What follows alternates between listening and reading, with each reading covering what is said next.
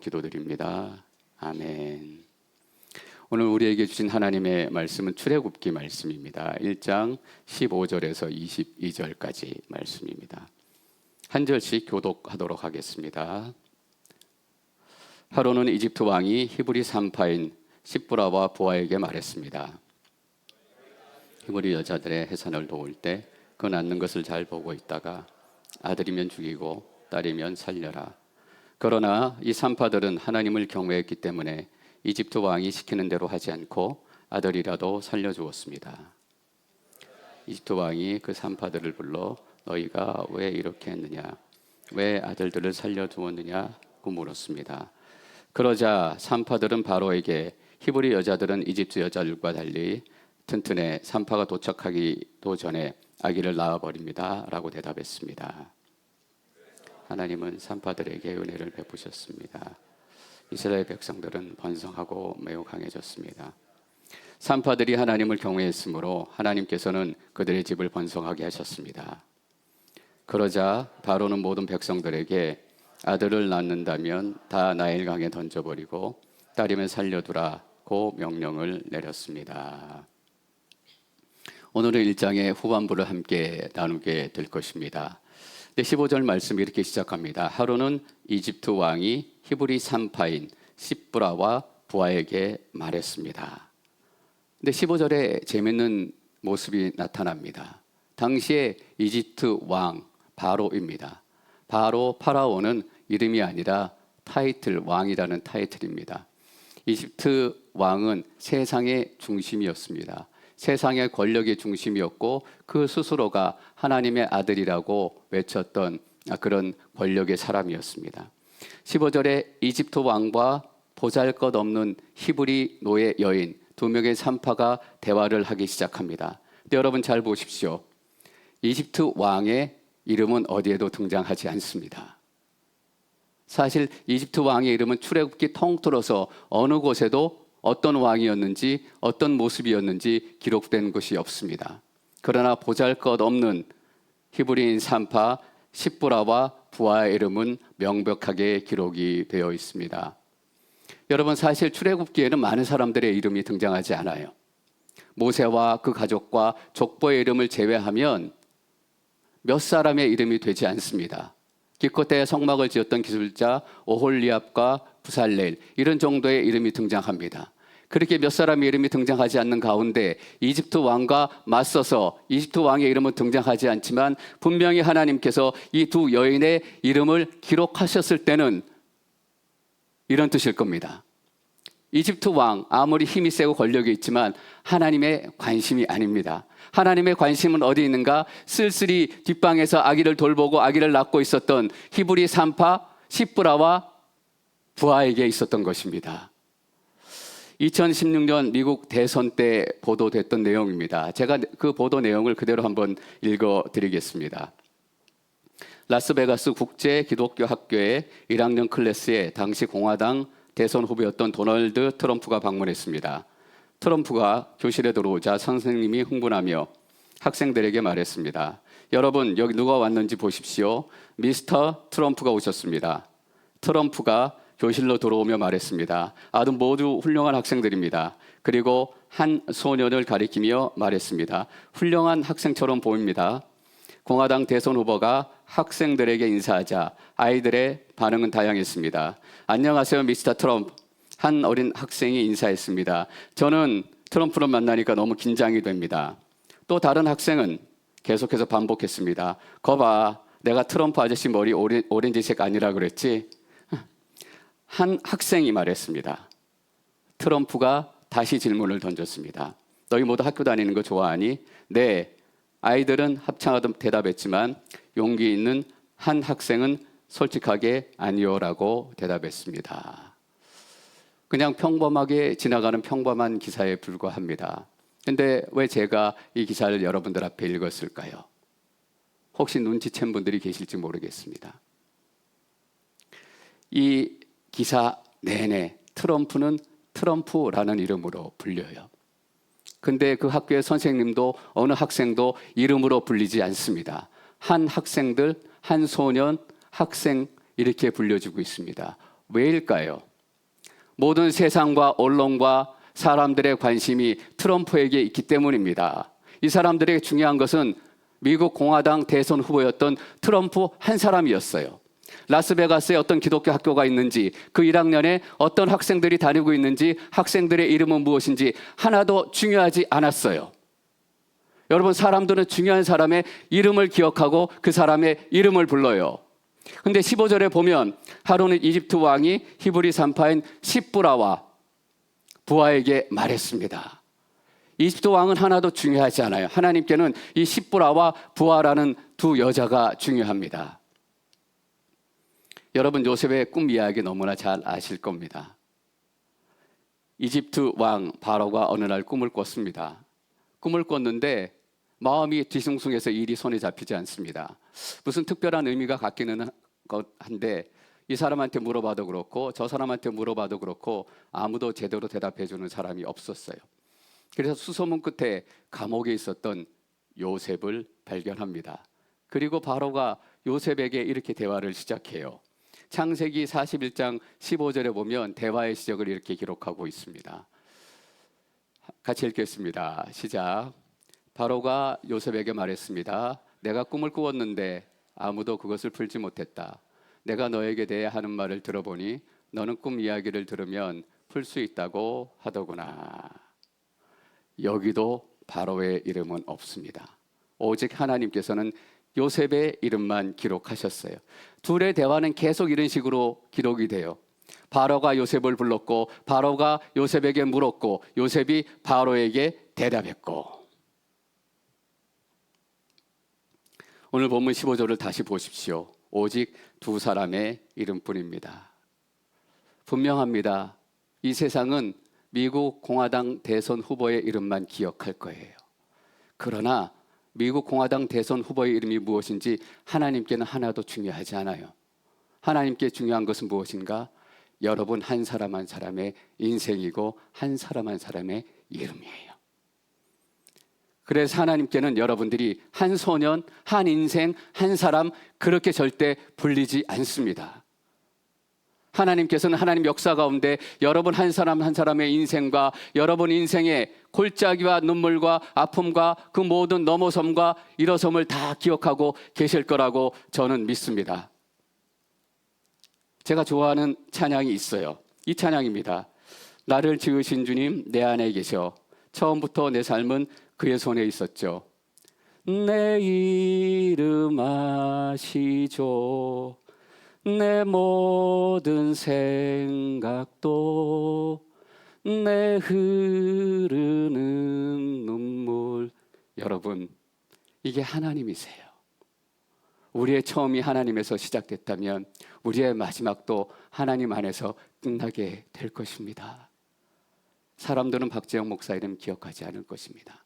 그러나 하나님 안에 박재영이라는 이름, 하나님 안에서 시작이 되었고 하나님 안에서 넘어졌고 하나님 안에서 다시 일어섰고 바로의 이름은 기억되지 않을지라도 하나님께서 박재영 또 여러분 한 사람 한 사람의 인생과 이름을 기억하게 될 것입니다.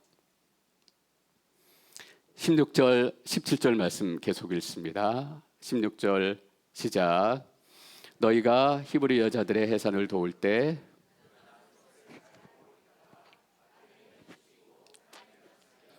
그러나 이 산파들은 하나님을 경외했기 때문에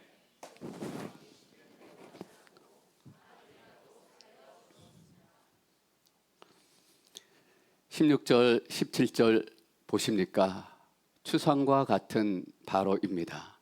세상의 모든 권력들이 그 앞에 무릎 꿇었던 세상 권력의 중심입니다. 이 바로를 무너뜨리는 데는 단 2명의 여인만이 필요했습니다. 군대도 필요하지 않았어요. 전쟁도 필요하지 않았습니다. 단 2명의 여인만 있다면 하나님께서는 바로를 넘어뜨릴 수 있습니다. 단 한 사람의 믿음의 사람만 있다면 하나님께서는 바로와 그 세상을 완전히 뒤집어 엎으실 수 있습니다. 여러분, 이 얘기는 바로 이런 결론이에요. 뭐냐면 아무도 존재하지 않고 아무리 함께하지 않아도 하나님 혼자만 계시면 모든 하나님의 역사는 완성이 될 것이다. 제가 좀 회개했습니다. 하나님, 함께 동역하고 교회를 세워갈 분들을 보내주십시오. 물론 좋은 기도입니다. 그런데 그 기도보다 먼저 해야 될 것은 하나님, 이 자리에 함께 계셔 주십시오. 아무도 존재하지 않고 아무도 돕지 않을지라도 하나님만 계시면 모든 하나님의 역사와 일들이 완성이 되어 가는 것입니다. 십부라와 부하는 분명히 히브리인들의 영웅이었습니다. 기록되고도 남을 만한 일들을 했어요. 두 사람의 헌신과 기도와 결단 때문에 히브리 민족들이 말살되지 않고 그 명맥을 이어갈 수 있었습니다. 이 영웅적인 행동 때문에 하나님께서 십부라와 부하 두 사람의 이름을 기억하게 하셨을지 모릅니다. 근데 여러분, 잘 한번 생각해 보십시오. 성경은 영웅들의 이야기가 아닙니다. 성경은 미인전의 이야기가 아니에요. 성경은 뭐냐 하면 하나님 얘기입니다. 성경은 하나님을 말하는 책이에요. 십부라와 부하를 얘기하기 위해서 두 사람의 이름을 기억하게 하신 것이 아니에요. 뭐냐 하면 아무리 연약한 인생일지라도, 아무리 힘없는 인생일지라도 하나님께서 쓰시기 시작하면 바로와 이집트가 뒤집어지는 역사가 나타나게 되는 것이다. 여러분, 담대하십시오. 능력이 없어요? 가진 게 없어요? 힘이 없고 배운 게 없습니까?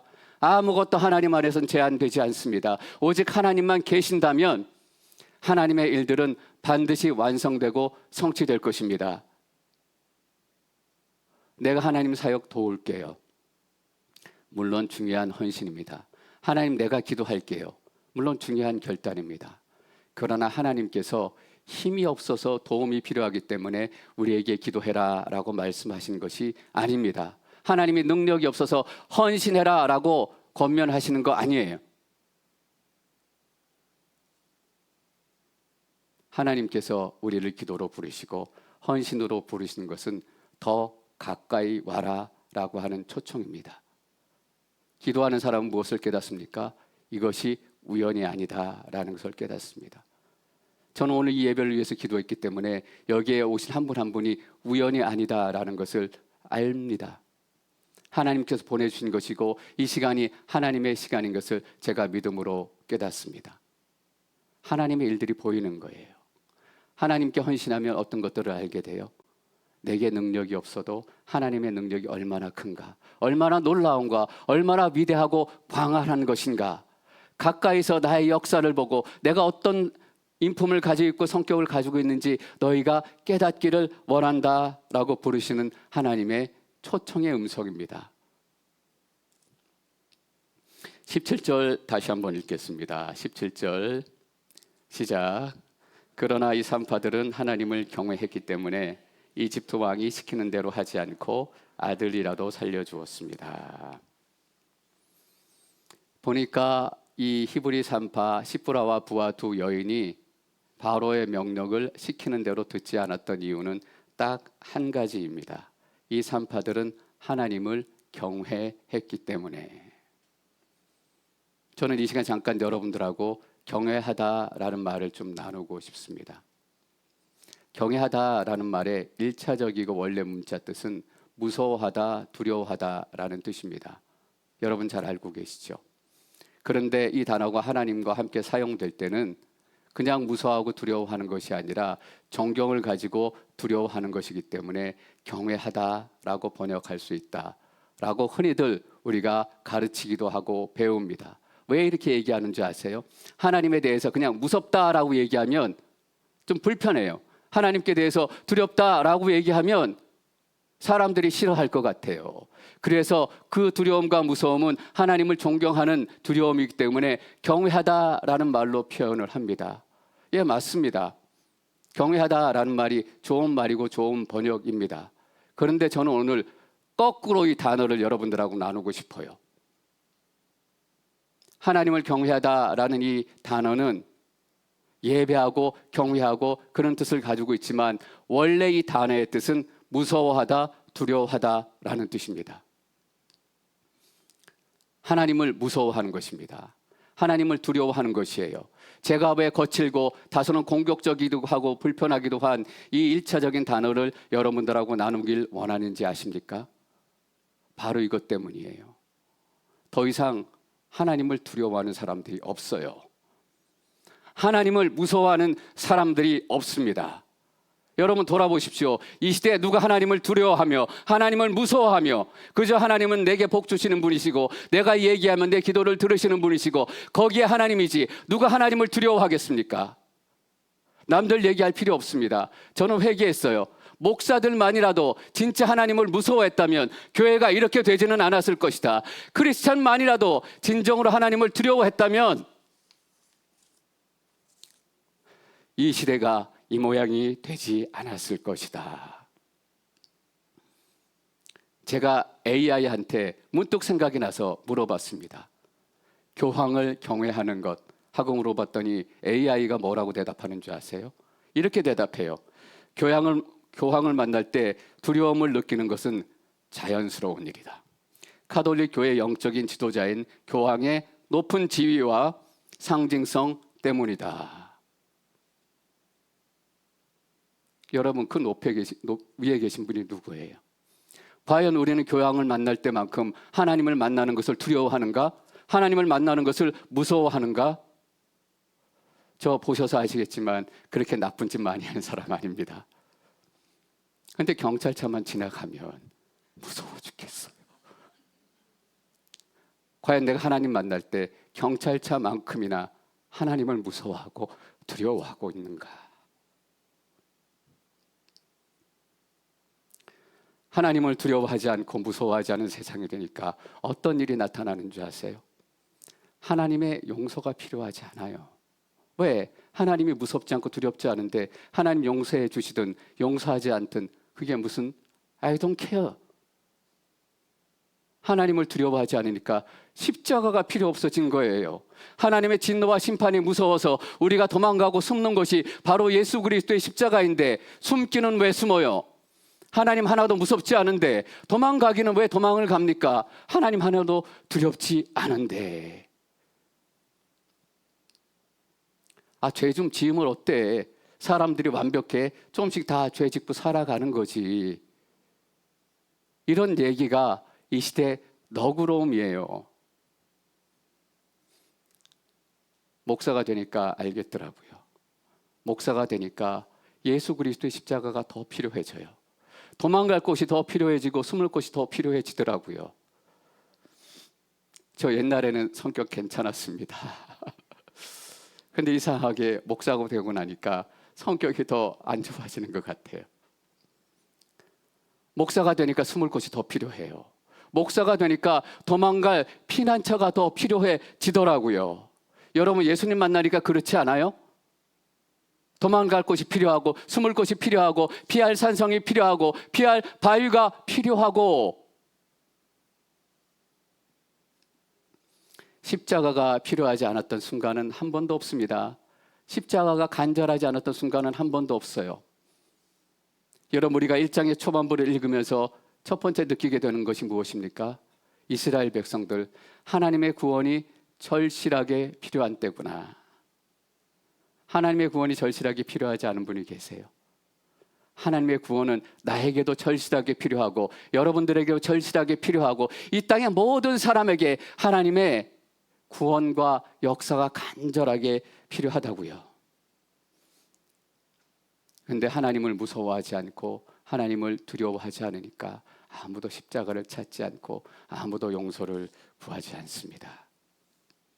오늘 히브리 두 여인들의 결단을 보십시오. 이 산파들은 하나님을 경외했기 때문에 경외라는 말을 쓰니까 마치 엄청난 믿음의 깊이, 기도와 헌신과 열정과 그런 것들을 담겨 있는 것 같지만 사실 풀면 간단해요. 하나님이 무서웠기 때문에, 하나님이 두려웠기 때문에 내가 바로의 명령을 따라서 이 아이들을 아들이라고 죽이면 하나님께서 나를 심판하고 나에게 벌 주시고 이것이 무섭고 두려웠기 때문에 바로의 명령을 따르지 않았다라는 1차원적인 의미입니다. 근데 우리는 그 1차원적인 의미를 자꾸 포장하려고 해요. 놀라운 기도와 놀라운 영성과 놀라운 헌신과 그래서 하나님께서 이 여인들에게 놀라운 능력을 주셨구나. 아닙니다. 1차적인 의미입니다. 하나님이 무서웠기 때문입니다. 제 고등학교 때 기억이 났습니다. 역사 시간인데 역사 선생님 이 수업을 듣지 않고 역사 수업 시간에 영어 숙제를 했습니다. 이유는 하나예요. 영어 선생님이 훨씬 더 무서웠기 때문이에요.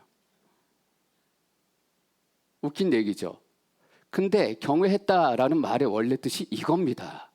바로보다 하나님이 더 무서웠기 때문에, 하나님이 더 두려웠기 때문에 하나님께 벌 받을까 봐. 그래서 여러분 잘 기억하십시오. 하나님이 무서워지고 두려워지기 시작하면 세상의 어떤 것도 두렵지 않아져요.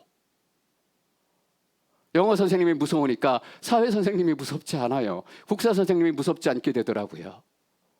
이 여인들이 하나님이 무서워지고 두려워지니까 바로가 무섭지 않고 두려워지지 않는 거예요. 근데 반대 일이 일어나는 거예요. 하나님을 두려워하지 않기 시작하니까 이 땅의 오만 만사들이 다 걱정이 되고 근심이 되고 두렵기 시작하는 것입니다. 왜? 일들이 심각해서, 사건들이 더 많이 발생해서? 아니에요. 그 정도의 일은 우리 인생에 늘 있었던 일입니다. 그 정도 걱정은 우리 인생에 늘 있었던 걱정이에요. 왜 그럴까? 하나님을 두려워하지 않기 시작했기 때문입니다.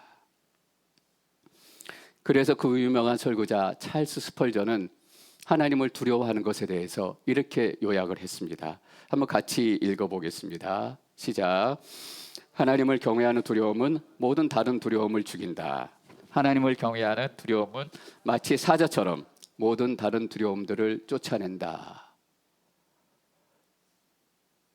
십부라와 부하의 경험뿐만 아니라 찰스 스펄전 목사님도 말씀 전하고 기도하고 그 거친 믿음의 삶을 살아가면서 깨닫게 된 것입니다. 하나님을 경외하는 두려움은 모든 다른 두려움들을 내어 쫓아내고, 그냥 쫓아내는 것이 아니라 하나님을 경외하는 두려움 앞에는 사자의 밥처럼 다른 두려움들이 벌벌 떨게 된다라는 것이에요. 저는 우리가 성령 아래서 자유롭게 예배하기를 소망합니다. 이것이 온누리교회 예배의 영성이에요.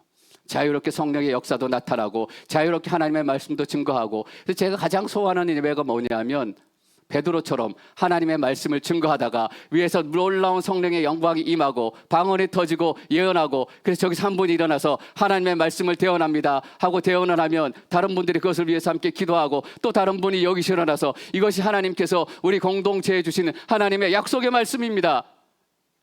그런 역사를 경험하는 게 제가 소망하는 예배의 모습입니다. 동시에 우리는 두려움 안에서 예배해야 합니다.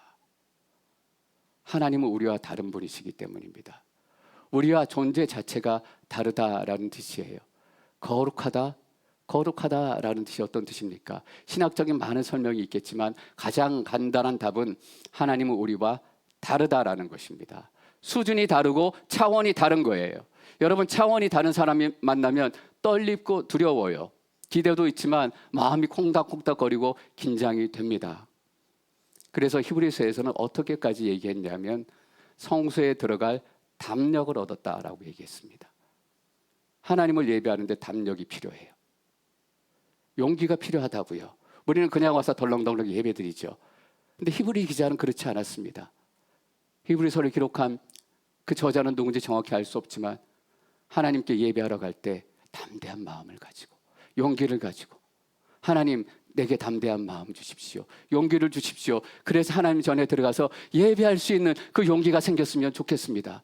여러분, 예배는 그런 것입니다.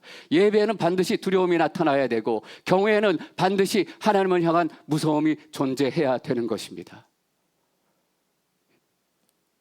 찰스 스펄전만 있는 얘기를 하는가? 수많은 우리 믿음의 선배들, 믿음의 동역자들, 헌신자들이 똑같은 고백을 했어요. 오스왈드 챔버스 목사님의 고백을 제가 여러분들에게 한번 읽어드리겠습니다. 하나님을 경외할 때 나타나는 현상은 그 어떤 것도 두려워하지 않게 되는 것이다.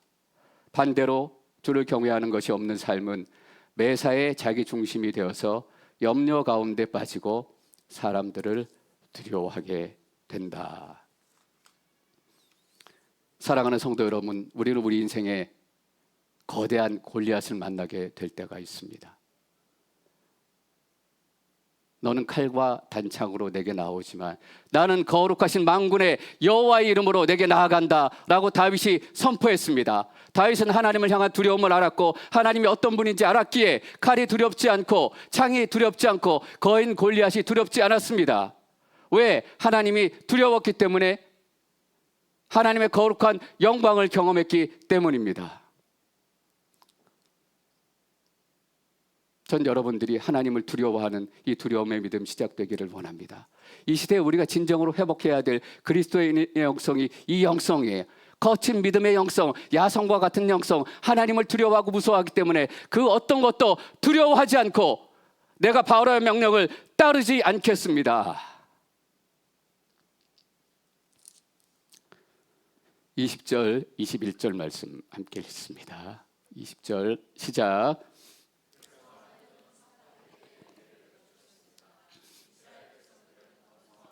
매우 강해졌습니다. 산파들의 하나님께서는 그들의 집을 번성하게 하셨습니다. 출애굽기 1장 1절은 그리고 야곱의 이름으로 라는 야곱과 아들들의 이름으로 시작했습니다. 과거의 약속을 돌아보는 그런 장치였어요. 우리가 지난주에 그것을 나눴습니다. 야곱 아들들의 이름이 막 나오고 끝나자마자 1장 7절에 어떤 구절이 이어지냐 하면 그러나 이스라엘 자손은 자식을 많이 낳아 크게 번성하고 대단히 강해졌으며 땅에는 이스라엘 자손으로 가득 차게 됐습니다. 하나님의 약속을 기억하고 모세는 출애굽기를 시작하면서 사람들이 절망적인 환경을 먼저 보기를 원치 않았습니다.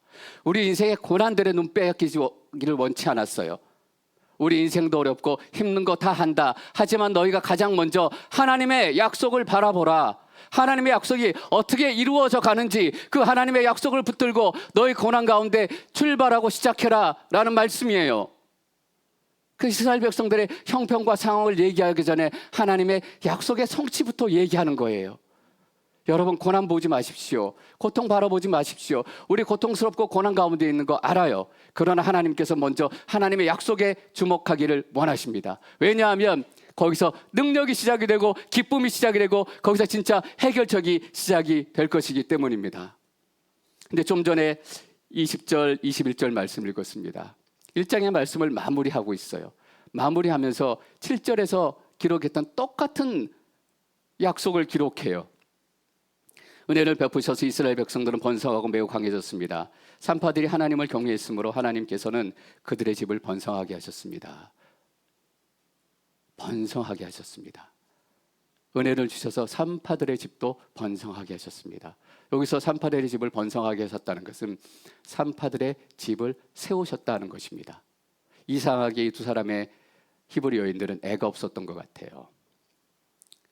하나님께서 은혜로 태를 열어주셨어요. 가로 열고, 제가 이 말씀을 준비하고 또 어제 새벽에 또 쭉 하루 종일 묵상하고 또 오늘 아침에 말씀을 정리하면서 하나님께 제게 주신 마음이 있어요. 그래서 가로 열고 시작하는 거예요. 삽입구니까. 뭐냐 하면 이 하나님의 메시지와 축복을 여러분에게 선포하라는 것입니다. 너무 뜬금이 없는 것 같아서 아니겠지. 그런데 오늘 또 생각이 나고 또 생각이 나고 그래서 가로 열고 적었습니다. 하나님께서 은혜 가운데 하나님을 경외하는 이 두 여인의 태를 열어주셔서 자녀가 없던 이 가정에 자녀의 축복을 허락해 주셨습니다. 자녀를 기다리는 모든 분들 이 말씀 붙들고 축원합니다. 태의 문이 열리게 될 것이에요. 하나님께서 그 가정에 자녀를 주시게 될 거예요. 제가 그래서 기도 제목에 적는 날이 있는데 적어놨어요. 하나님께서 언제 이루시나 보자. 언제 이 기도 제목이 X표 쳐지나 보자. 가로 닫고. 자, 근데 똑같이 같은 말을 썼어요. 여러분 너무 놀랍고 신기하죠? 바로가 내린 명령은 이것이잖아요. 아들들을 다 죽여라. 할 수만 있다면 가능한 선에서 히브리 사람들의 씨를 말려라. 자손을 닫고 자손의 출생을 멈추게 해라 라는 것입니다.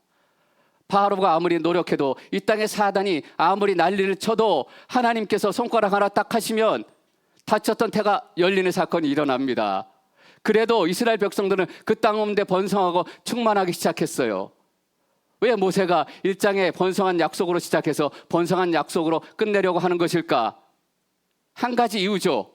중간에 상황은 어땠던 간에, 얼마나 고난스럽고 고통 가운데 있던 간에 하나님의 약속은 반드시 이루어진다.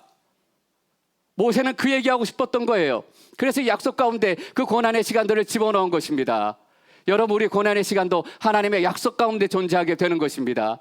얼마나 깊은 어둠일지, 얼마나 깊은 골짜기일지 하나님 다 아세요. 그 골짜기에서 여러분들 이름 기억하시고 여러분들의 눈물을 닦아주실 것입니다.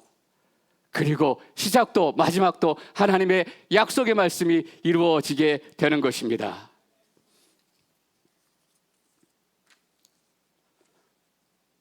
그런데 이스라엘 백성들은 어땠는가? 그렇지 않았다라는 것이 영적인 현실입니다. 이 정도라도 됐으면 좋았을 거예요. 상황이 어렵고 바로가 우리를 핍박하고 중동시키는데 힘들지만 우리를 통해서 하나님의 약속이 이루어졌으면 좋겠다. 나는 힘들어도 하나님 약속을 이루어 주십시오. 이런 일들이 나타나면 좋겠다. 그런 마음이었을까?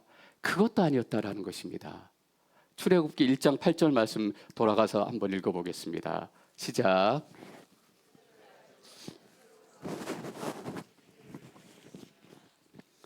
요셉 7절 8절에 요셉을 알지 못하는 새로운 왕이 일어났다라고 기록하고 있습니다. 여러분 잘 한번 생각해 보십시오. 새로운 왕만 요셉을 기억하지 못했을까? 이집트 사람들만 요셉을 기억하지 못했을까? 과연 히브리 사람들은, 이스라엘 사람들은 조상이니까 요셉의 이름은 기억했을지 모르겠어요. 요셉을 알지 못하는, 요셉을 통해서 주셨던 하나님의 약속을 다 잊어버린 사람들, 야곱과 이삭과 아브라함에게 주셨던 너희를 충만케 하고 약속의 땅을 너희에게 주실 것이다 라고 하나님께서 약속하셨던 이 약속에는 관심도 없고 알고 싶은 마음도 없고 인생의 한 중요한 한 부분도 차지하지 않는 요셉을 알지 못하는 세대와 시대가 시작이 됐다라는 뜻입니다. 그래서 출애굽기 6장에서는 그들의 영적인 상황을 이렇게 얘기하고 있습니다. 출애굽기 6장 8절에서 9절 말씀 읽겠습니다. 8절 시작. 아브라함과 이삭과 야곱에게 맹세한 땅을 너희에게 줄 것이다. 내가 그것을 너희에게 줘 너희 욥이 되게 할 것이다. 나는 여호와다 라고 말이다. 모세는 이 말을 이스라엘 자손에게 전했습니다. 그러나 이스라엘 자손들은 마음이 낙심되고 종살이가 심했기 때문에 모세의 말을 들으려고 하지 않았습니다. 하나님께서 이스라엘 백성들에게 가서 야곱에게 주었고 이삭에게 주었고 아브라함에게 주었던 이 약속들에 대해서 다시 한번 선포하라라고 말씀하셔서 가서 선포해요. 근데 이스라엘 자손들의 반응이 어떻습니까? 그러나 이스라엘 자손들은 마음이 낙심되고 종살이가 심했기 때문에 이 말씀을 듣지 않았다. 마음이 낙심되고 종살이가 심했기 때문에 먹고 사는 게 너무 힘들어서 하루하루 살아가는 게 너무 지쳐서 하나님의 약속에는 관심도 없다. 하나님이 어떤 약속을 이루실지 그 약속은 내게 전혀 중요하지 않다. 제가 버킷 리스트를 한번 찾아봤습니다. 과연 사람들은 그 인생에 무엇을 이루기를 소망하고 원하는 것인가? 100가지 버킷 리스트를 찾아보니까 참 다양한 것들이 많고 사람들 많은 것들을 바라고 있구나라는 것을 알게 됐어요. 100가지 버킷 리스트 중에 들어와 있는 것들 몇 가지 얘기해 보겠습니다. 유럽 여행하기, 수영 배우기, 신혼여행 다시 가기, 스카이다이빙, 책 쓰기, 탁구 배우기. 근데 여러분, 이 100가지 인생의 버킷 리스트 중에 하나님은 어디에도 없었습니다. 하나님의 약속은 100가지, 1000가지 인생들의 버킷 리스트에 없는 거예요. 사람들이 먹고 살기 바빠서 내 인생의 고난이 너무 크기 때문에 하나님 돌아볼 시간이 없고 하나님의 약속이 무엇인지 기도할 시간도 없고. 근데 놀라운 것은 무엇인지 아세요? 이스라엘 백성들은 관심이 없었지만 하나님은 한 번도 관심을 포기한 적이 없다라는 것입니다. 이스라엘 인생 가운데는 하나님의 약속이 하나도 중요하지 않지만 하나님 마음속에 제일 중요한 것은 야곱과 이삭과 아브라함에게 주었던 하나님의 약속인 것입니다. 너와 내 자손들을 통해서 이 땅이 축복을 받게 될 것이다. 성령을 경험하게 될 것이고 예수 그리스도의 은혜와 용서를 경험하게 될 것이다. 그러니까 모세의 마음에는 자신이 있었습니다. 1장을 이렇게 끝냈어도 됐어요. 너무나 은혜로운 결말이죠. 근데 1장의 22절을 이렇게 기록하고 마무리합니다. 22절 함께 읽습니다. 시작. 그러나 바로는 모든 백성들에게 아들을 낳으면 다 나일강에 던져버리고 딸이면 살려두라 라고 명령을 내리셨습니다. 새로운 도전이 시작이 됐습니다. 새로운 위기가 시작이 됐습니다. 한술 더 뜨는 거죠. 좀 전에는 두 사람 히브리 3파를 통해서 태어나는 아들을 죽이라고 얘기했습니다. 이제는 히브리 모든 사람들이 아들이 생기면 다 죽여야 되는 거예요. 더 큰 고난, 더 큰 위기. 근데 모세가 더 큰 위기의 임박으로 1장을 마칠 수 있었던 이유는 우리는 관심이 없어도, 우리는 중요하지 않아도, 우리는 능력이 없어도 하나님께서는 그 약속을 이루실 것을 믿었기 때문이에요.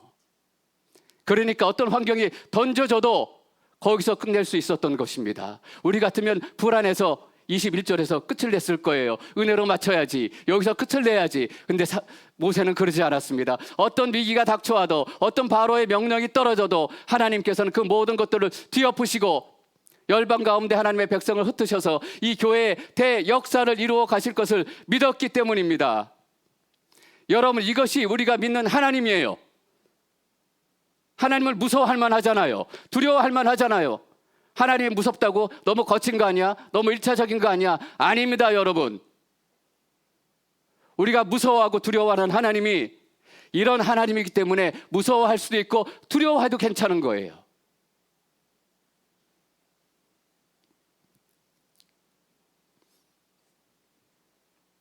사랑하는 성도 여러분, 저는 이 하나님의 능력으로 여러분들이 한 주 살아내시기를 소망합니다. 우리 인생에도 다음 한 주에도 21절이 뜻밖의 툭 떨어질지 몰라요. 그래도 담대하십시오. 그 상황과 상관없이 우리가 먹고 사는데 바빠서 낚시되고 마음이 지쳐서 그 말을 듣지 않을 때라도 하나님께서는 신실하게 하나님의 약속을 이루어 가실 것입니다. 우리 함께 찬양하며 기도하는 시간을 갖기를 소망합니다.